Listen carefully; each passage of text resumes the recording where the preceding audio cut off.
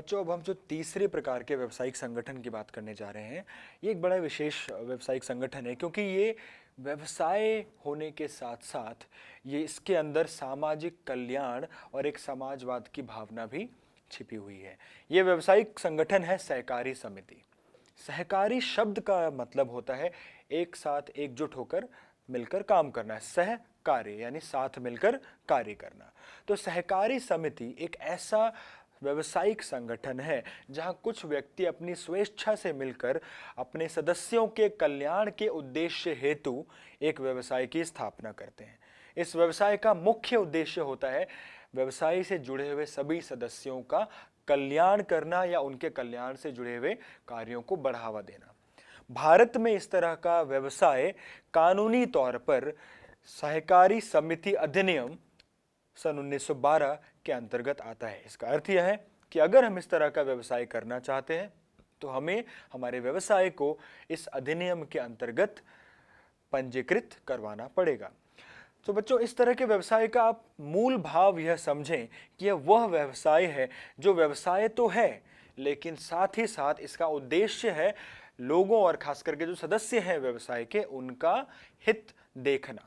ऐसे कई उदाहरण हमारे देश में पाए जाते हैं जहां सहकारी समितियों के रूप में व्यवसाय खड़े किए गए और वो बहुत प्रेरक कहानियां वो व्यवसाय हमारे लिए बन गए। मैं चाहूँगा बच्चों कि आप इन व्यवसायों के बारे में इनके ढूंढें और पढ़ें इनके बारे में। ऐसे अनेक उदाहरण आपको मिलेंगे, चाहे वो गुजरात में दूध के उत्पादन के क्षेत्र में बनी एक बड़ी कंपनी हो जो दुनिया भर में दूध उत्पादन में अग्रणी हो गई, चाहे वो पापड़ बनाने वाली कंपनियां हो, चाहे वो कई उद्योग ऐसे आपको मिलेंगे जब जब आप ढूंढेंगे उनको, जो सहकारी समिति के रूप में हैं, जिन्होंने सेवा भावना से अपने व्यवसाय को शुरू किया और वो अपने अपने क्षेत्र में अग्रणी स्थिति में आ गई। इनकी कहानियां बहुत रोचक भी हैं और बहुत प्रेरणादायक भी हैं, तो आप इनके बारे में ज़रूर पढ़ें। हम अपने इस विषय पर वापस आते हैं। सहकारी समिति के बारे में हमने क्या जाना अभी कि एक ऐसा व्यवसाय है जहां पर कुछ लोग एक दूसरे के सहायता और एक दूसरे के हितों को बढ़ावा देने की भावना के साथ अपना व्यवसाय शुरू करते हैं। तो आइए इस तरह के व्यवसाय के मुख्य विशेषताओं या लक्षणों को एक बार वापस जान लेते हैं। सबसे पहली चीज जो हमने देखी वह यह थी कि इस तरह का व्यवसाय भारत में कानूनी रूप से वैधानिक स्थिति में होना चाहिए और ऐसा तब संभव है जब वह सहकारी समिति भारत में सहकारी समिति अधिनियम 1912 के अंदर पंजीकृत हो। तो पहली विशेषता क्या हुई कि इस तरह के व्यवसाय का पंजीकरण होना अनिवार्य है। दूसरी विशेषता है इसकी सदस्यता। तो इसकी सबसे बड़ी खासियतों में से है कि इसके सदस्य स्वेच्छा से जुड़ते हैं। इसके सदस्यों की जो सदस्यता होती है वो स्वेच्छा से होती है, जब कुछ लोग मिलकर आपस में एक दूसरे के साथ काम करने और एक दूसरे के हितों को बढ़ावा देने के लिए स्वयं जुड़ते हैं और व्यवसाय को आगे लेके जाते हैं। तीसरी विशेषता यह है कि इन सदस्यों का जो दायित्व रहता है इस व्यवसाय में वो उनके अंश यानी उनके हिस्से तक ही नियंत्रित रहता है। व्यवसाय के ऋणों के भुगतान के लिए इन सदस्यों की व्यक्तिगत संपत्ति का उपयोग नहीं किया जा सकता। पर क्योंकि इसमें सदस्यों की संख्या ज़्यादा हो सकती है, इसलिए इसकी चौथी सदस्यता यह निकल कर आती है कि यह व्यवसाय निरंतर बना रहता है। कुछ सदस्यों के आने जाने से इस व्यवसाय की निरंतरता पर प्रभाव नहीं पड़ता। इसकी चौथी विशेषता यह है, और जो कि सबसे महत्वपूर्ण विशेषता भी है, कि इस तरह का व्यवसाय सेवा भावना के साथ शुरू किया जाता है। लाभ इसका प्राथमिक उद्देश्य नहीं होता। इस तरह के व्यवसाय के शुरू होने के पीछे सबसे बड़ा जो उद्देश्य होता है वो ये होता है कि सदस्य मिलकर काम करते हैं और एक दूसरे के हितों को बढ़ाने की कोशिश करते हैं। इसकी पांचवी विशेषता यह है कि इस तरह के व्यवसाय का जो नियंत्रण है वह एक प्रबंधन कमेटी के हाथों में सौंपा जाता है, जो किसी भी विषय पर कोई भी निर्णय लेने से पहले सभी सदस्यों के मतों का इस्तेमाल कर कर एक लोकतांत्रिक तरीके से अपने फैसले लेती है। तो इस प्रकार बच्चों, हमने इस तरह के व्यवसाय की 5 विशेषताएं देखी। पहली, इसकी सदस्यता जो है वो किस प्रकार की होती है, सदस्यों का दायित्व कैसा होता है, इसका पंजीकरण अनिवार्य है।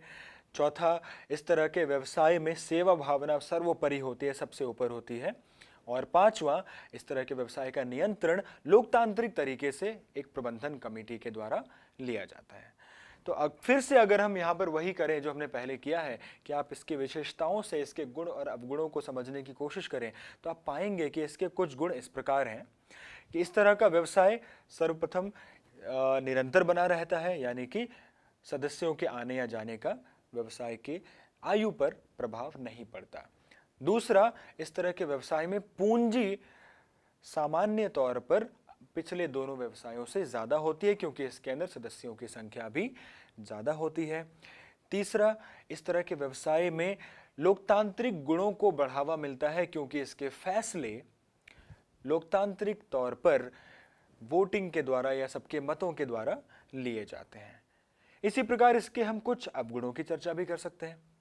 सबसे पहला अवगुण तो यह है कि क्योंकि इस तरह के व्यवसाय का पंजीकरण अनिवार्य है और साथ ही साथ इस तरह के व्यवसाय में जो सरकार है वो भी काफ़ी निगरानी रखती है, तो कई बार इस तरह के व्यवसाय को अपने वित्तीय जानकारियां, अपने कामकाज से जुड़ी हुई सूचनाएं सरकार के साथ साझा करनी पड़ सकती हैं और सरकार का इनके कामकाज में काफ़ी दखल हो सकता है। इसकी एक विशेषता यह भी है कि हालांकि इसमें सदस्यों की संख्या ज़्यादा है, पर फिर भी ये सदस्य सामान्य तौर पर आम नागरिक और छोटे व्यवसायी आदि होते हैं, जिनके पास पूंजी की कहीं ना कहीं कमी होती है, जिसकी वजह से सदस्य ज़्यादा होने के बावजूद भी कई बार इस तरह के व्यवसायों को पूंजी का अभाव या उसका सामना करना पड़ सकता है। इसका एक अवगुण यह भी है, हालांकि इसके अंदर सदस्यों की संख्या ज़्यादा है, फिर भी क्योंकि ये सदस्य बहुत ही आम परिवारों से आते हैं, ये आम छोटे व्यवसायी होते हैं, तो इनके पास पूंजी का कभी ना कहीं अभाव हो जाता है। तो ज़्यादा सदस्य होने के बावजूद पूंजी की मात्रा कई बार अपर्याप्त साबित होती है। तो इसलिए कई बार ऐसा देखा गया है कि अक्षम प्रबंधन के कारण इस तरह के व्यवसाय या समितियां बहुत जल्दी अपना व्यवसाय बंद कर लेती हैं। तो बच्चों, ये सहकारी समितियों की विशेषताएं और उससे जुड़े हुए गुण और अवगुण हमने देखे। अब क्योंकि सहकारी समिति एक ऐसा प्रकार है व्यवसाय का जो आम लोग अपने साथ मिलकर शुरू कर सकते हैं, तो हमारे देश में इसके भी विभिन्न प्रकार पाए जाते हैं। उन सब प्रकारों के बारे में भी आपको थोड़ी जानकारी होना आवश्यक है। इसके कुछ मुख्य प्रकार हैं, जैसे उपभोक्ता समितियां, किसान समितियां, ऋण समितियां। ठीक है, तो ये सारी समितियां जो हैं ये अपने अपने उद्देश्य के अनुसार अपना नाम रखती हैं। उदाहरण के तौर पर यदि एक उपभोक्ता सहकारी समिति है तो उसका उद्देश्य क्या होगा? यह समिति उपभोक्ताओं का एक ऐसा संगठन होती है जो उपभोक्ताओं के हितों की रक्षा करने के लिए बनाई जाती है। इनका उद्देश्य होता है कि अपने सदस्यों के लिए यह सुनिश्चित करना कि उन्हें उनके लिए ज़रूरी वस्तुएं अच्छी गुणवत्ता और अच्छी कीमत पर उपलब्ध कराई जा सकें।